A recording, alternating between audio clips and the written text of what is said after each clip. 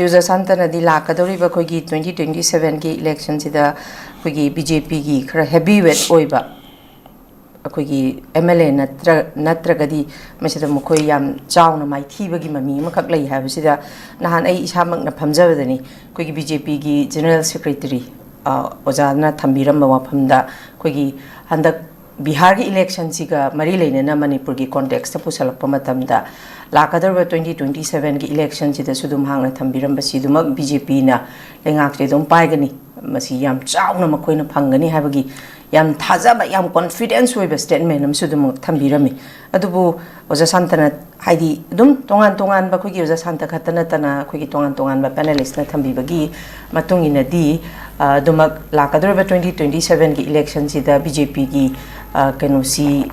yamna Hazaroidra habagi mami makakti unari adumapu BJP ki General Secretary yema oina dumak ngangi bramagi speculation si ozakari kamaini yengbaya yam confidence oina Bihar ki election si tangasagi NDA ki National Democratic Alliance BJP yema DJTU na dukimatik haidi Congress ki mai kai degi vote chor gadi chor ka haba mayam am leiragasu yam chauna mai pak pasida only INC ke se ama khakka phangi bani ngahan bawgida ado si speculation si sandam si kamaini yengbe mayam na panelist na di tongan ba panelist na di dum tongan ba magi kano point of view di dum thamba ado mapu yam contradictory uina dum uiba sandam si kamaini yengbe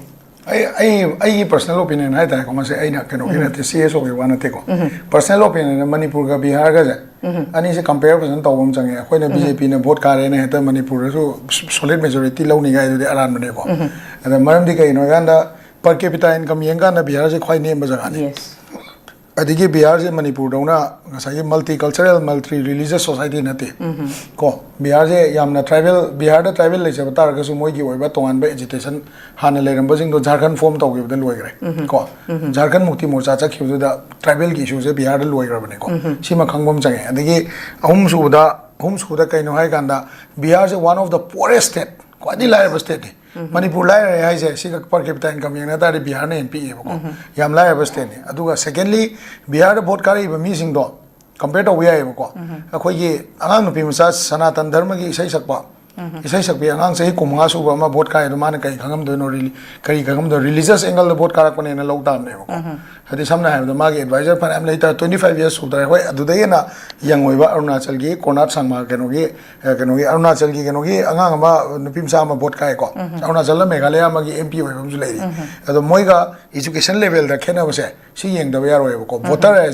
voter as just religion na traga kaino da Bihar da chat kibi ai adu Manipur di religion amadi kaino da vote chapa se khara wane have si yengum changi ko adu ga population wise nga na Manipur yam pick population ni Bihar yam chawi propaganda to matam da sa gi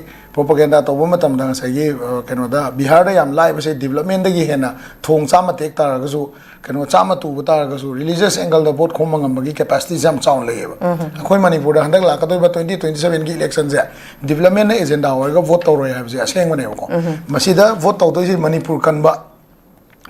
gi marumda Manipur chawkaran ba aduga masida yawaga doi se maitai kanba kuki kanba naga gi su naga kanba ko community nationalism da tawgado vote ne ba 2027 je development angle da vote so tawroi ba development angle da vote tawrum da oi ta de khusuk phawda lengak le radam ne ba sagi MLA sing sigi mai magi oiba keno counter measures je kaino ai ga na magi community manungda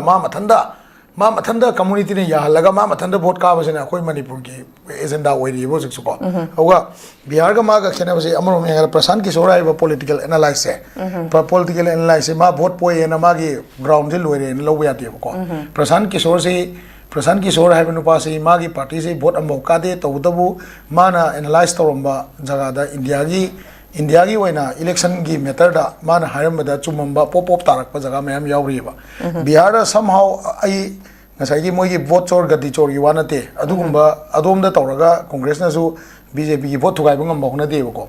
adigi aina mamang su si panel simakta da sida phamaga wari sabda no ma su political discussion nam da high gram Rahul Gandhi na pukri jong daraga nga pha na hen lu ponte ko ai hani je adu maduguma so kastuna election fight to matamda praja gi development to ko matamda maduda awa bata bane ba da hoi Bihar election da BJP na majority phangi buse mathangi tamda parliamentary election da BJP na amuk Prime Minister or Pui chance the Hoi 15% Gumadi Kakaladra, Moigi, Moina majority Pasana, Pangramina, Moi PM like Guinea, Assam di Labia, Manipurga, Manipuri context the Madugi Poto, Asomda Pura 100% majority Pangrena, Traga 50% Pangrena, Manipura Pangani have Lativa. Hosik Maxu, BJP Nangangiva, Hosik Mak BJP Nangangiva Mayam say, Sigi Matata, Sigi Marta Carino Hike and the Lengak Semangam than a lady in majority lane and Lengak Semangam than a lady in Aduna, Prazagi sentiments there. Kisabakara, Aduka Kanadrina, Kanbakara neva. BJP support away Wapam Nateva.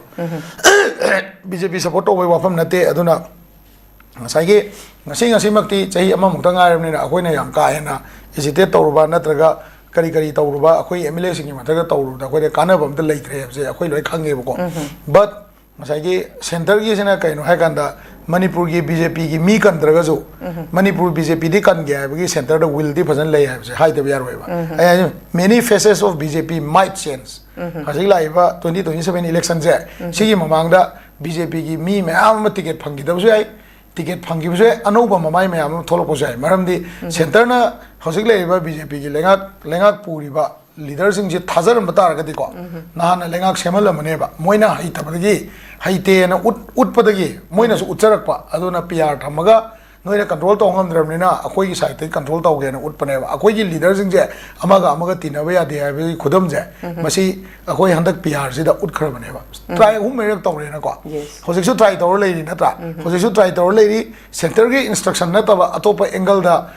local MLA Singna, Manipuri MLA Singna, they have never tried to make a bonding like the CSOs have done. Moy Masagi Manung, the party Manung, the bonding about same Navata. Similarly, second the Kainoaganda.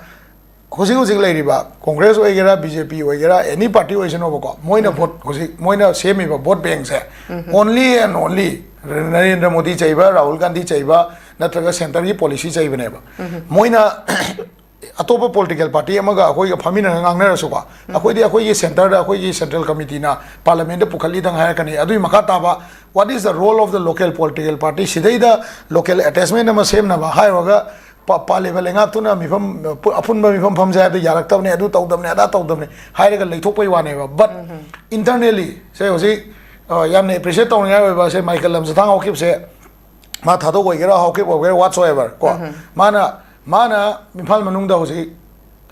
example of the Ulidana, CSOs in the example of the Ulidana. Sigumbe examples a political party in a set of the Tobungam Day. Adana Saye, Moigi Biagi election the 100 car have to go, Manipura and Karakani have to get the Yam, Tayonaba, Tayono Pone, Adungang, Mido Henkon, Yam, Chopak. But Amadilego, Kaino Haganda. Akoi Prasajana center to the Pela, Akoi leader, Akoi was Hydopungam, the Koi Yaning the leader Yam Lay, Akoi Marako, Akoi Soyaning the Hydopungam the Bako. See leaders in the can say popularity graph, not a performance graph, say Yangaganda. Whether Moy Maite Natraga cookie, Hataki among Ekta or Kadra, Manipur, upon Magid among Ekta or Kadra have a center of Hotpungam, Mataragadi, BJP majority, Porpungamni, I do not the Tazab Lake. Okay, thank you very much, Sakachari.